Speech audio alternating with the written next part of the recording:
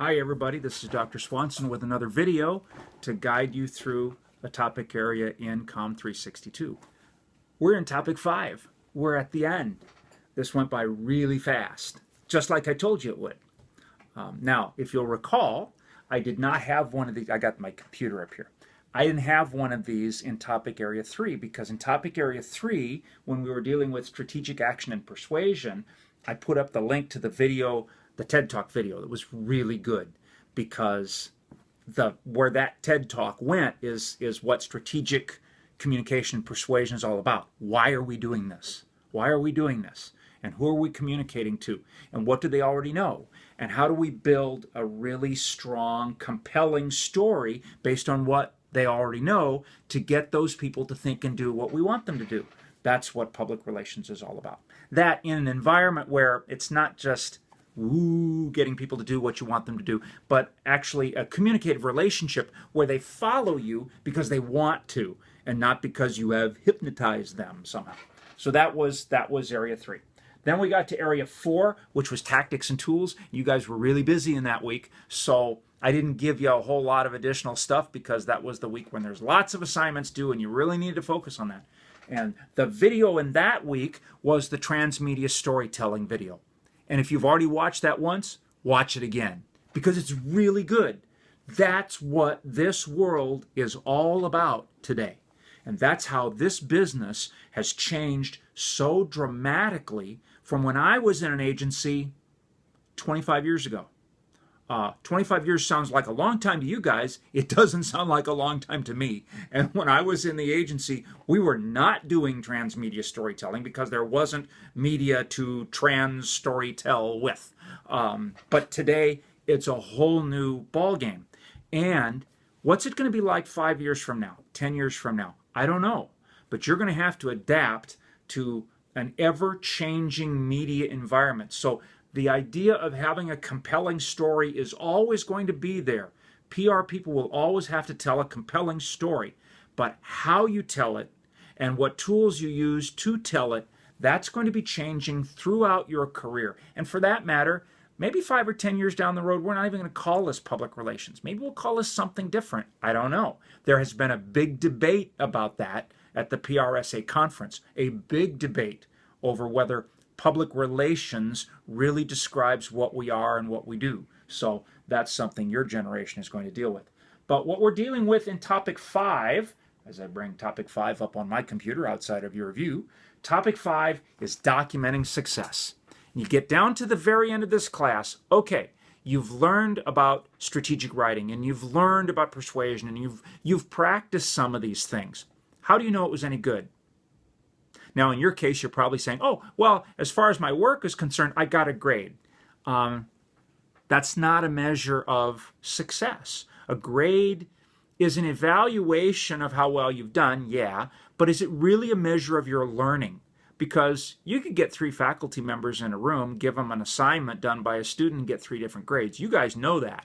You guys know who grades easy on the faculty and who grades hard. So what does a grade really mean? It's a quantitative measure, but it's really not a measure of success.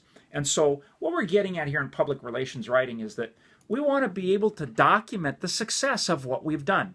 Now, I've got a study guide in there, a learning outcomes, readings, and study guide in there in topic area 5. Please print that off.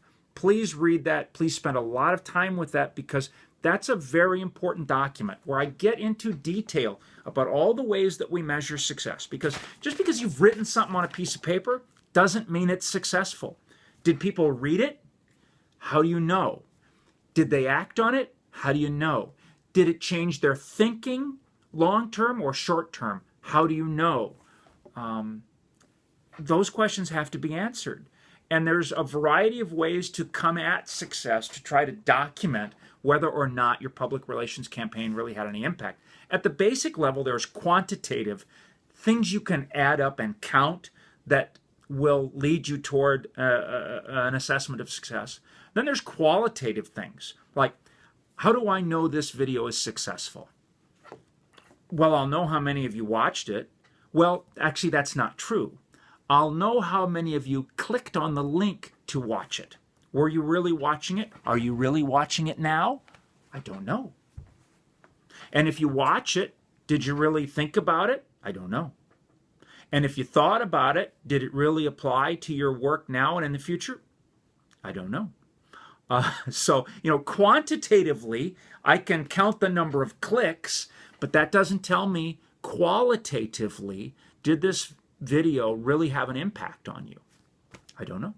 So that's why in public relations writing, we look for a variety of measures to determine success, because the more things I have to look at to indicate success, the more likely I am to get to an appropriate conclusion that success was reached, because I had a lot of different things to look at. So go through that study guide and read it very carefully, because there's some things in there that are pretty important. And you also got to know that PR people generally have done a very poor job of assessing their success in the past. Why?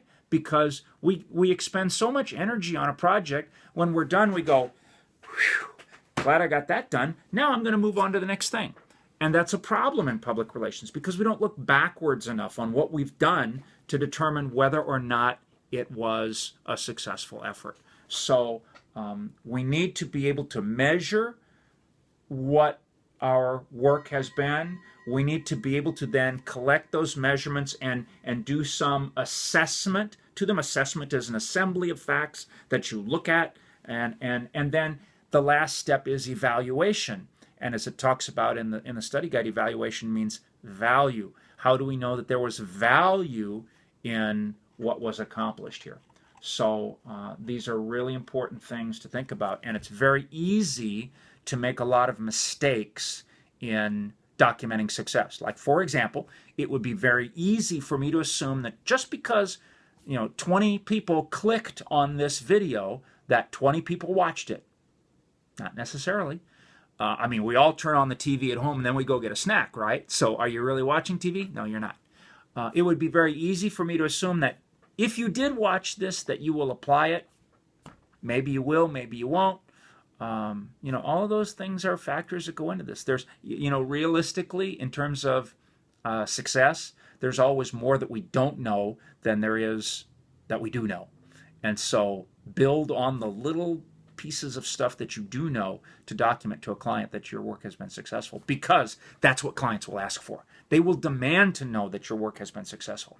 So in the student-run agency, we have a term that very much applies here, and that term is under-promise, over-deliver. We always try to keep our expectations very low for the client. We try to under-promise what we're going to do, and we try to over-deliver. We try to give the client more than they expected, because when you get that, it's like, wow, the client is really happy, and that's when they're going to stick with you. And in fact, last semester in the presentations, we had one client after the student team, and the student team did a really good job. Student team made their presentation, and the client turned to me and went, they nailed it. That was great. And there's nothing more satisfying in this business than when a client turns to you and says, you nailed it. That's what we look for. That's the gold ring that we all want to catch. So anyway, as you wrap up this class, I want you to take some time to look back on everything that you've done. This class went by really quickly. I want to make sure that you captured it all, that you retained some of what you've learned here. And I hope you've kept copies of some of these things, because they're going to be helpful in the future. That common copies document, common copy errors document, you really need to keep that, because those are very typical copy mistakes that people make. Hang on to those study guides, print them off and hang on to them, because everything that I set up in this class is to help you succeed in the capstone to come.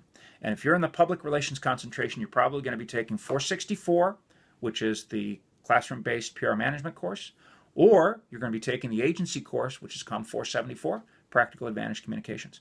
Either way, you're going to be working on a team, on a campaign, and you're really going to need the structure that this class has established for you. So I hope you hang on to that and make use of it in the future. And don't hesitate to get back to me anytime in the future when you have questions about this class or anything about public relations. So I'm coming up to my 10-minute mark here, which is as long as I wanted to go with this. So thank you very much for your time and your attention in this class and your learning. And I look forward to interacting with you in the future after this class has ended. Bye-bye.